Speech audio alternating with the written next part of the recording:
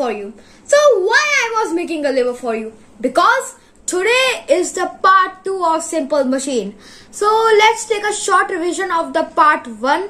So in part 1 video we studied about what is a machine, why was machine needed, and we studied about 2 parts of machine, simple machine and complex machine. So we studied about 6 type of simple machine. Those were lever, pulley, wheel and axle, inclined plane, wedge and screw. In today's video, first of all, we will study about lever and classify the lever into 3 parts. So first of all, what is a lever? Lever क्या है? Lever is a rod which is fixed on a fulcrum. That is a point on which lever is fixed. And there are 2 parts also, load and effort. It is also used to pick up heavy loads. And now we are going to classify these parts through pictures. This is the picture of class 1, class 2 and class 3 lever. Now you are seeing a difference, that the position of fulcrum, load and effort are different. As you can see that in the class 1 lever, the fulcrum is between the effort and load.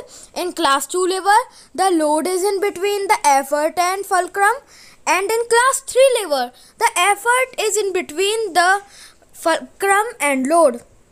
तो क्या इसे learn करना easy होगा? नहीं। ये क्या कह रहे हो मुन्ना भाई? नहीं लर्न कर पाओगे? चलो एक ट्रिक बताता हूँ तुम्हें. वो ट्रिक है फ्ली. फ्ली की स्पेलिंग क्या होती है? FLE. F मतलब फुलक्रम, L मतलब लोड और E मतलब एफर्ट. और इस ट्रिक में तुम्हें एक और फायदा मिलेगा. तुम इसमें क्लासेस के डिफरेंसेस जान पाओगे. फ्ली मतलब F, तो ये क्लास 1 में F बीच में होता है मतलब फुलक्रम, क्लास 2 में L बीच में होता है मतलब लोड, और क्लास 3 में E बीच में होता है मतलब एफर्ट. अब समझ में आया? ओह ये लो भाई, अब हमारे सामने देख रहे हैं हम कि हमारी ममता बनर्जी पूरी बीजेपी पे भारी पड़ रही हैं. योगी, मोदी, अमित शाह सब पे भारी पड़ गई हैं. तो अब ये तो होना ही था. जब बीजेपी ने कोरोना में हाल कराए सेकंड वेव में, अब ये तो होना ही था. ये तो एक्सपेक्टेड था. मैं तो पहले ही प्रिडिक्ट करके बैठा हुआ था कि हाँ ममता बनर्जी जीतेगी. So now you will wonder why I classified the lever into 3 parts. It's very confusing, I know. For understanding this, पहले हमें इसके समझने के लिए प्रिंसिपल समझना पड़ेगा लेवर का. तो आइए लेवर का प्रिंसिपल समझते हैं. So this is the principle of lever. Let's study. The product of an effort with effort arm is equal to the product of load with the load arm. तो ये समझ में नहीं आया होगा आपके. इसे मैथ्स के फॉर्म में समझते हैं. Load multiplied by load arm is equals to effort multiply by effort arm. ये वैसा ही है जैसा होता है HCF multiply by LCM is equals to product of number. ये वैसा ही है.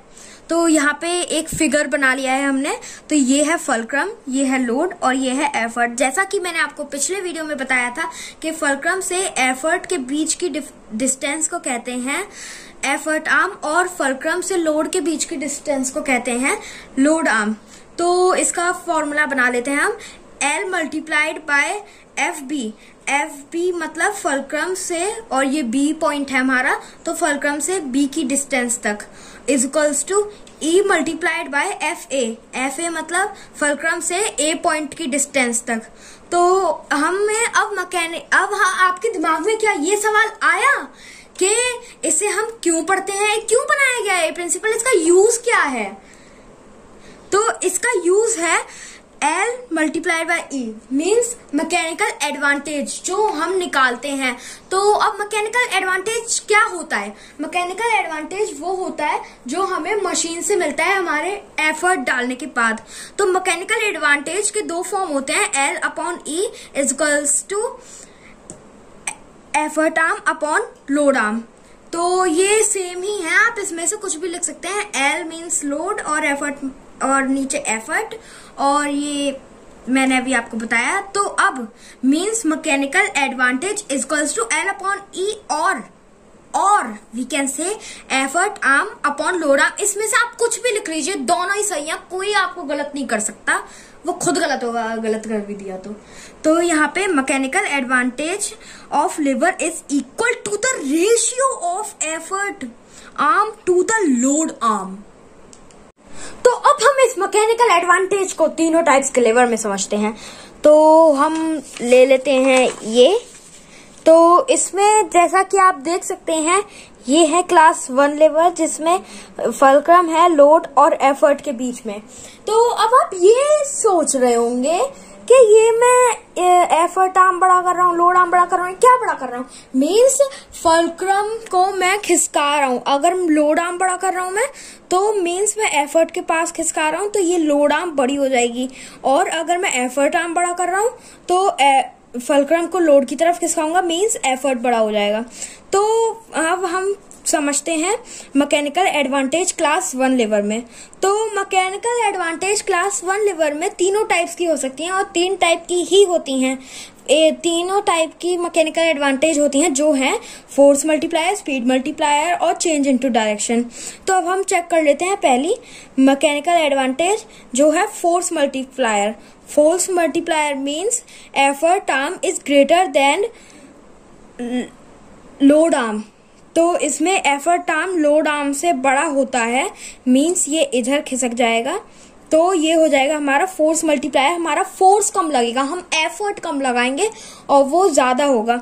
और दूसरी मैकेनिकल एडवांटेज है load arm greater than effort arm. तो इसमें आपको लग रहा होगा इसमें फायदा क्या है, इसमें हमारी और पावर लगेगी, तो इसमें घाटा ही होगा। लेकिन एक फायदा होगा जो है स्पीड मल्टीप्लायर। तो स्पीड मल्टीप्लायर में हम एक एग्जांपल ले सकते हैं एक सीजर का। तो ये सीजर का आप देख सकते हैं, यहाँ पे लोड आर्म ये है और ये बड़ा है जबकि एफर्ट आर्म छोटा है। मीन्स ये स्पीड में काटेगी। जैसे कि हम एक ये पेज लेते हैं, तो इस पेज को ये एकदम सीधे सीधे ऐसे काटेगी स्पीड में, तो इसके लिए होता है ये हमारा स्पीड मल्टीप्लायर। तो अगला हम देख लेते हैं, तो अगला है मैकेनिकल एडवांटेज में चेंज इनटू डायरेक्शन। तो चेंज इनटू डायरेक्शन कैसे होता है, हमें इज इक्वल्स टू करना होता है, मतलब effort arm is equals to load arm. तो ये एकदम सेंटर में रहेगा, जैसा कि आपने सीसॉ देखा है, अगर यहाँ पे सेम वेट का पर्सन होगा और यहाँ पे सेम वेट का पर्सन होगा तो वो बैलेंस्ड होगा, मीन्स वो चेंज इनटू डायरेक्शन होगा। तो उसे ही कहते हैं change into direction, third mechanical advantage. तो अब हम क्लास 2 में आ जाते हैं लीवर में। तो यहाँ पे आप जानते हैं कि लोड जो होता है वो बीच में होता है, जैसा कि एक नट क्रैकर होता है, और यहाँ फल्क्रम और यहाँ एफर्ट। तो इसमें सिर्फ एक मैकेनिकल एडवांटेज होती है जो होती है फोर्स मल्टीप्लायर। तो नट क्रैकर, उसमें नट कितना हैवी टाइप मीन्स हार्ड होता है, आप समझ सकते हैं कि नट कितना हार्ड होता है, तो उसके लिए हमें फोर्स मल्टीप्लायर चाहिए, ना कि स्पीड मल्टीप्लायर। तो हमने फोर्स मल्टीप्लायर लिया है उसमें, मीन्स अगर ये यहाँ पे आएगा, लोड थोड़ा इधर होना चाहिए, ताकि जितना से जितना हम लोड आर्म फल्क्रम के पास रखेंगे उतना से उतना फायदा होगा। आप देख सकते हैं यहाँ लोड आर्म छोटी है, फल्क्रम से लोड के बीच की डिस्टेंस लोड आर्म, और फल्क्रम से एफर्ट की distance effort arm, means effort arm ये पूरी और लोड आर्म इतनी सी। तो अब हम क्लास 3 लीवर में आ जाते हैं। तो इस क्लास 3 लीवर में आप जानते हैं कि एफर्ट होता है सेंटर में, और ये किसके सेंटर में होता है, फल्क्रम और लोड के सेंटर में। तो ये होता है स्पीड मल्टीप्लायर। स्पीड मल्टीप्लायर कैसे, क्लास 3 लीवर आप ब्रूम ले लीजिए, फिशिंग रॉड ले लीजिए। तो फिशिंग रॉड में जो ऐसे करके लेते हैं वो स्पीड में ही तो होता है, जबकि उसमें क्या होता है, उसमें ये यहाँ पे लोड आर्म बड़ा होता है, समझ रहे हैं, लोड आर्म बड़ा होता है, तो वो स्पीड मल्टीप्लायर बनता है। So now we will understand this with the classes of lever and examples. So this is class 1 lever. As I gave you the example of seesaw, you can see that this is a boy and this is also a boy. load arm and effort arm are equal, means this is change into direction. At the first time he was upside and then he came down, and at that time only he was down and he came up. So now means LA load arm is equals to effort arm. तो अब हम देख लेते हैं scissor का example ले लेते हैं. ये रही सीजर. तो सीजर में क्या होता है आप देख सकते हैं, सीजर स्पीड मल्टीप्लायर है. क्यों? क्योंकि सीजर का एफर्ट आर्म जो होता है वो छोटा होता है. ये देखिए, ये एफर्ट आर्म, ये हमारा यहाँ एफर्ट आर्म है तो ये छोटा है, बट लोड आर्म बड़ा होता है. मीन्स ये स्पीड मल्टीप्लायर है क्योंकि हम इसे पेज वगैरह काटते हैं. तो अब हम देखते हैं पाइलर्स. नहीं आ रहा ना समझ लो pillars. So these are the pillars. In these pilers, this load arm is smaller than the effort arm because these are used to cut heavy objects like a wire or etc. We cut wire from here. And now we will see the class 2 examples. So this is a nutcracker. Nutcracker, like I do not have a nutcracker, so you can see in the picture that this is a nut. The load arm is smaller and the effort arm is bigger because from the fulcrum load arm is still here only, but the effort arm is still here. So load arm is smaller. So this is force multiplier. As you can see that mechanical advantage is equals to effort arm upon load arm. So let's take a practical example. As I am opening this door, this is my effort and in between there is load and these are the fulcrum. Let me show you these hinge. These are called hinge. These are the fulcrum. And you will wonder why we are not putting our effort in between.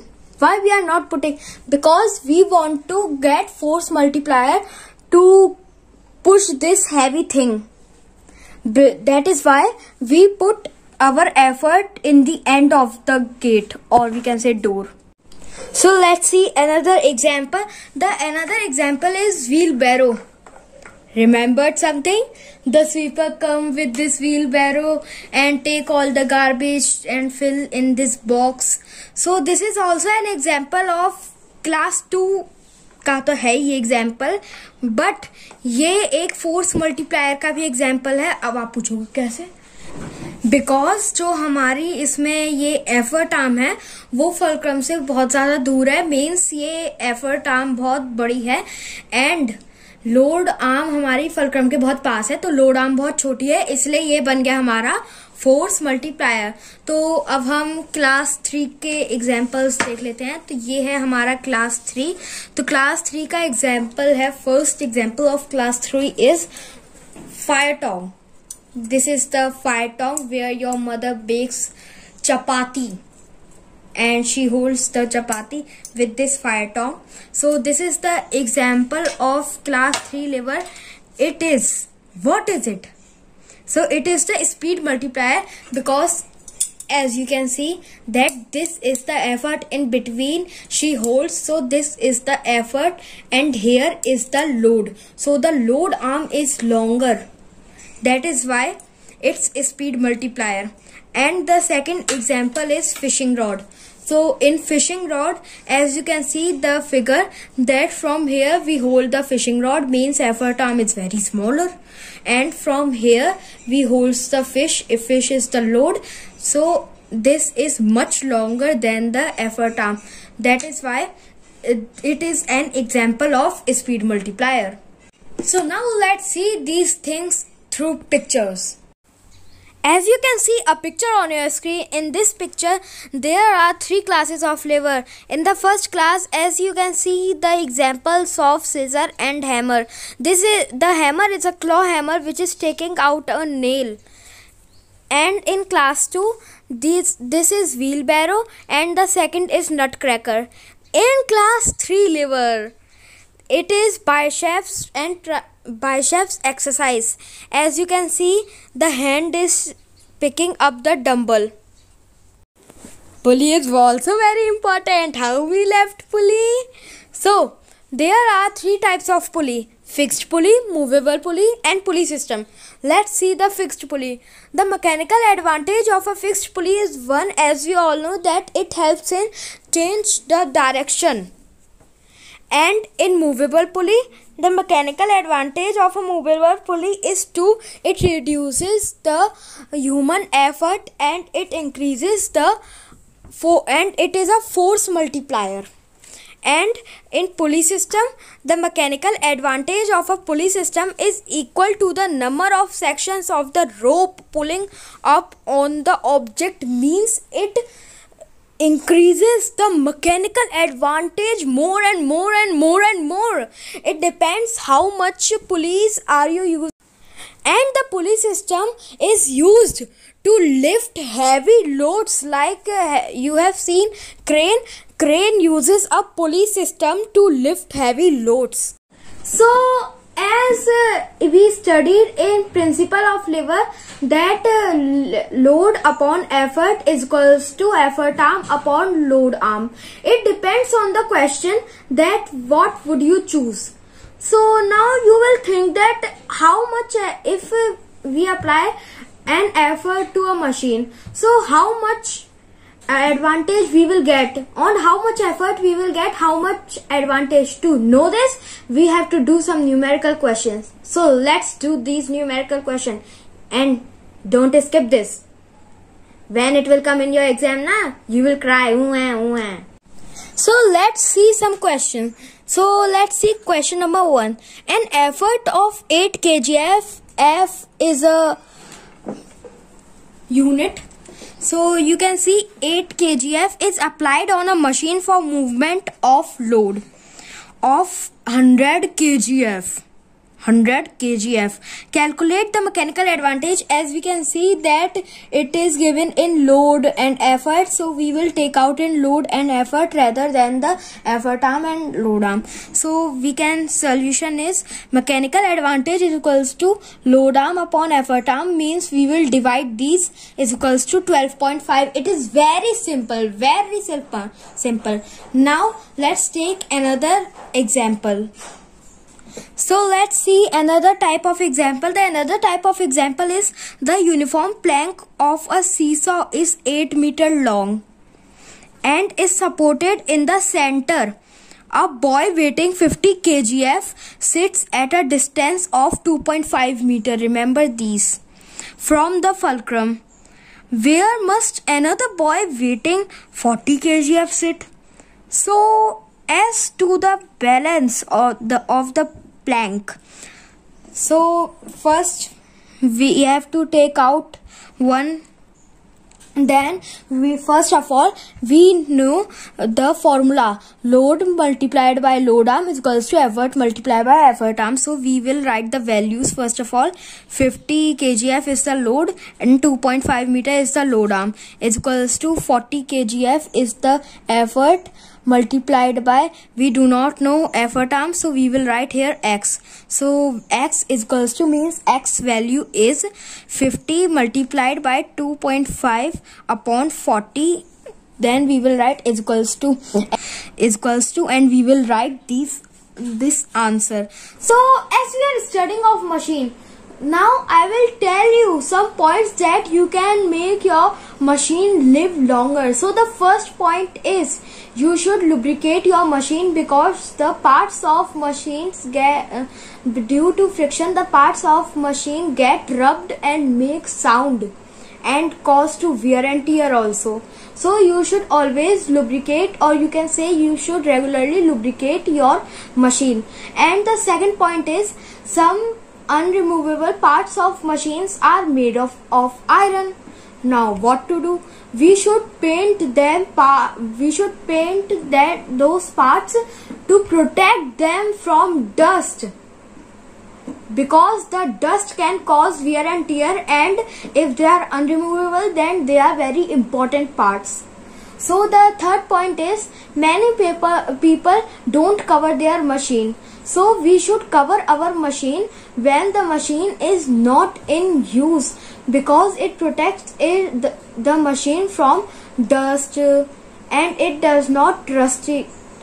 So now I am ending up this video here only. So what we have studied in this video? In this video we studied about types of lever, principle of lever and mechanical advantage, some examples of class 1, 2 and 3 lever, numerical questions based on mechanical advantage and maintenance of machine. So if you like this video, like and subscribe to my channel for more videos like this, and comment तो करना भूलो ही मत. So I will meet you in the next video. तब तक ले goodbye.